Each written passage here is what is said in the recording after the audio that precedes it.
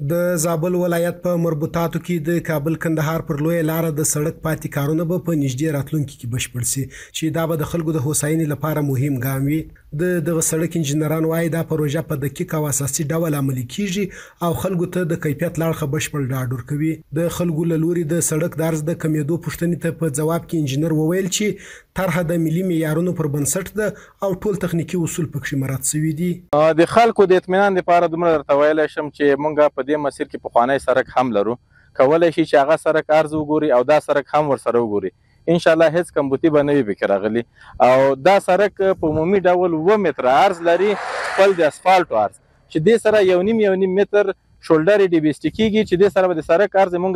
10 متر ته ورسیږي. په عین حال کې پر دې سړک بوخت کاریګر خوشي څرګندوي چې د اسلامي امارات له لوري د دوی لپاره په کور د نن د کار زمينه برابر شوې ده او دوی اړ نه دي چې اوس د کارموندنې لپاره نور هیوادونو ته سفر وکړي او غواړي چې دا ډول پروژې لا هم زیات شي ترڅو نور ځوانانو ته هم کاري فرصتونه رامنځته شي.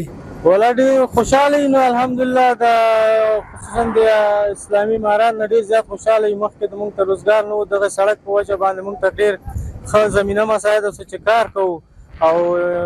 خوشاله یې نه موږ ډیر زیات خوشاله یو چې د افغانستان له اسلامي امارات څخه چې موږ ټول ځوانان په یو کار باندې اخته یو کسب کوو